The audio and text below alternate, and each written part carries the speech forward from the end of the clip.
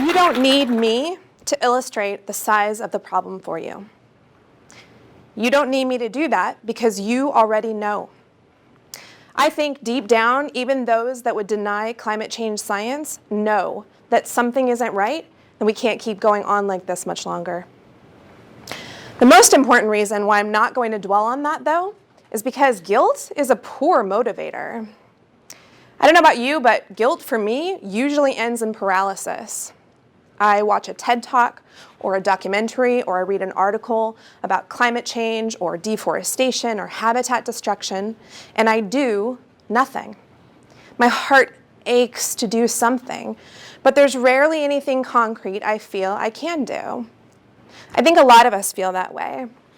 I think we're so concerned that our small actions won't be enough, so instead we do nothing. Perhaps what we need is a voice for practical, guilt-free, and inspiring green suggestions. This past summer, I had the pleasure of listening to an author talk about finding his voice. He told a story about his third grade teacher laminating some poetry that he had written, and he felt published. As he was talking, I realized that many of my earliest childhood memories were clues to my voice. I grew up in a tiny little, I grew up on 70 acres of old-growth timber in a tiny little community in Southern Oregon. The woods, which you can see in the background of this photo, were my playground. Now, there were a lot of things we didn't have growing up, like neighborhood kids to play with. The closest neighbors were a quarter of a mile away. And we didn't have cable. We had 3 channels growing up. One of those channels was PBS, and I, like any kid that age, watched and loved Sesame Street. My favorite character was the Cookie Monster. I distinctly remember, though, realizing the day that the Cookie Monster was not swallowing those cookies.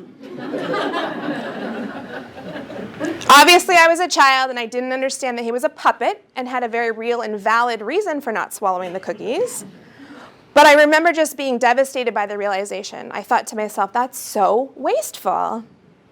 It's one of my earliest childhood memories, and it's also why I consider the Cookie Monster to be my spirit animal.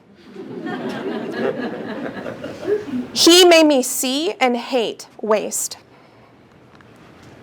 Another thing we didn't have growing up was anything resembling curbside garbage, much less recycling. The waste that was created by my family was either burned in our wood stove, we had a separate can for burnables, or it was taken to the dump. Now, eventually we did have access to recycling, but it was a 45-minute drive away in what could be considered the closest thing to a town, Rosebrook, Oregon. My mother would collect our recycling and once a month take it into town so that it was recycled. Now let's fast forward about 25 years or so. I had graduated from college. I worked in acid mine drainage remediation in Pennsylvania. I taught outdoor and environmental education in the Deep South. That's a place that really needs it. And I also worked with the Department of Conservation in New Zealand. It was here that I was introduced to the concept of a waste exchange. A waste exchange, simply put, is when one company uses a waste product from another company as a feedstock for their process or products. I was absolutely fascinated by this process, and it really stuck with me. And in 2006, I found myself saying, I want to work in waste, which is a sentence that every parent longs to hear, I'm sure. I landed a sweet job as a recycling educator. It was a dream job for me. I was responsible for educating my community on the proper ways to recycle. I gave tours of the transfer station and explained why plastic bags are the devil for recycling facilities. And I was also responsible for the yearly newsletter that would go out to every resident in my county. Here you see the last one I did in 2013. I show you this one because it's the one I'm most proud of, because it's the first time that we made a concerted effort to talk about reduction and reuse as opposed to just recycling. Now, I even got my picture in the paper during this time. Unfortunately, it was of me doing what's called a waste audit. which is really just a fancy way of saying I was digging through someone else's garbage. To really make this picture stunning for you, though, I will tell you that the headline read, "Taking out the trash." So as you can see, it really was a dream job for me. And then I met David. David Alloway works for the Department of Environmental Quality, and he's done some fascinating research into the life cycle of different products. Now, it's important to look at the entire life cycle of products so that you can compare different behaviors.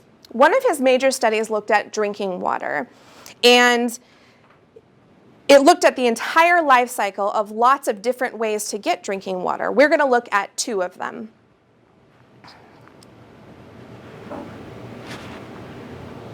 One way that you could drink water would be to drink from a disposable, recyclable water bottle, a single-use water bottle, and you drink from it once and then you recycle it.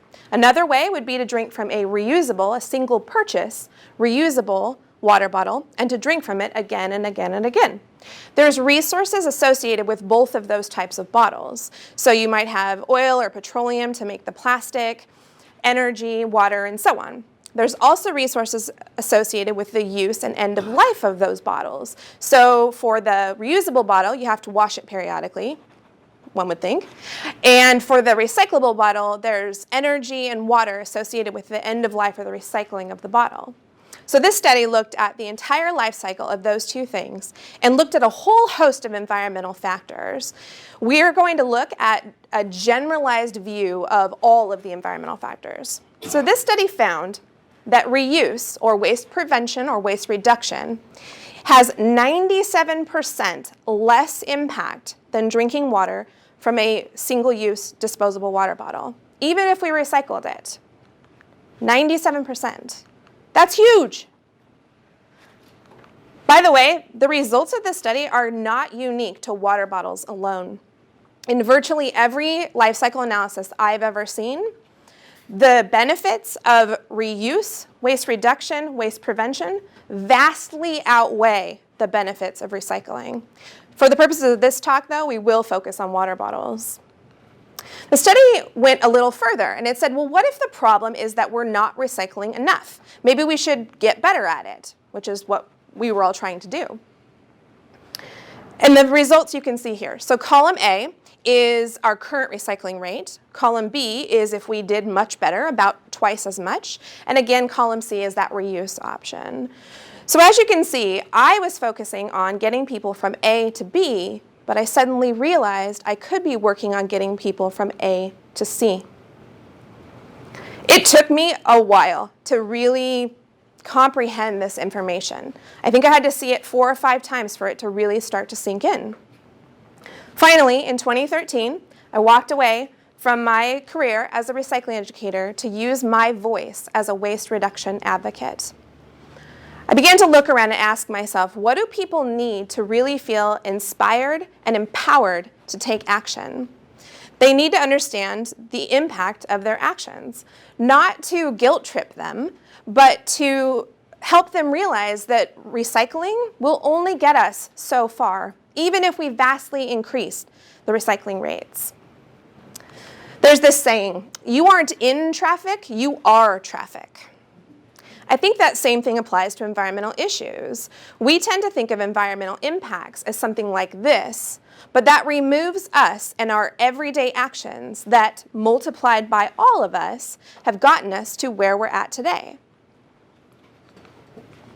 There's a woman named Layla who gave a great talk about the design of objects and how the design of objects can change the environmental impact of those objects by changing our behaviors in using them. She specifically mentions refrigerators and says how they're basically just these big cold boxes that have not been redesigned pretty much ever. And if somebody would come along and redesign that fridge, it would really help us address the environmental impact of all the things we put in the fridge. I think it's a really valid point, but I'm about to ask you 2 questions that I think will help us illustrate a little bit how Layla lets us off the hook.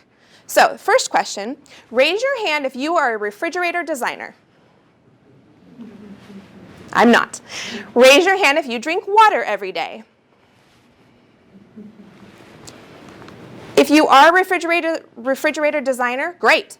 If you're not, you still drink water every day and you have a choice about how to do that. We take actions every day, all day long, that have an impact.